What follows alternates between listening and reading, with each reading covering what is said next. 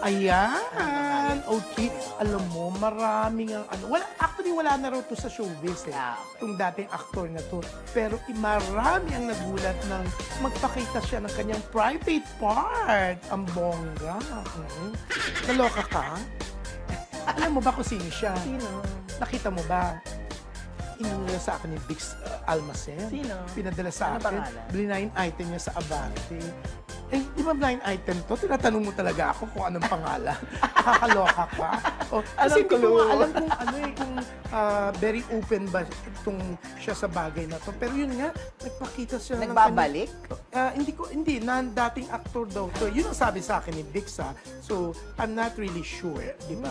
Sino yan? Isa-search ko yan. Oo nga, i-search nyo mga I-search natin lahat. Oo nga, di ba? Pero Anong yun, clue? nakakaloka, di ba? Pero, alam mo, unang clue, huwag na munang clue. Kasi, hindi ko nga alam kung open ba siya or what, di ba? Pero alam mo, di ba naalala ko tuloy yung isang actor din na nagpakita sa kanyang story, sa isang sockmate account niya ng story na kita yung sumilip yung kanyang sandata, di ba?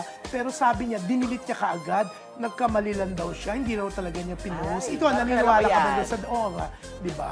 Naniwala ka ba doon sa ano? Parang may katunog yung kapangalan niya eh, na isang artista din, di ba? Pero ikaw, naniwala ka, nagkamali lang yung actor na yon. Feeling ko hindi. Feeling ko lang naman hindi. Kasi medyo... So you mean to say, sinadya niya para magpa-controversial, para pag-usapan siya? Ganun ba yung sinasabi mo, James?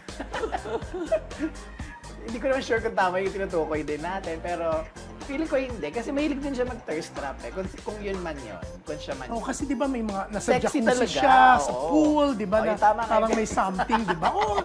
Syempre, alam ng lahat kung sino talaga tutulad. Nagpapakita nga siya ng pinag-usapan. behind, di ba? Talaga? So, Oo, hindi. Oo. it's not shocking. Pero alam mo, mabait yan tao Yes. niya, yung artista niya. Tsaka gwapo. Ang PR niya, pag nakikita ko siya, di Ang ba? kinis. Nahihirapan na ako i-mention yung pangalan niya. Kasi dalawa silang halos Yes. pareho ng spelling, pero magkaiba ang Pagka-pronounce. Oo. At isa tumakbong ano. Wag na. Natalo yata, di ba? Hindi, panalo. Panalo siya. Bongga. Congrats. Malaking bagay yung pagpapakita rin yan ng kasexihan sa isang act, di ba? Pero yun nga. Pero etong actor na to, mabait siya, ma-PR siya. At eto po ang ating daig kayo ng BI ko.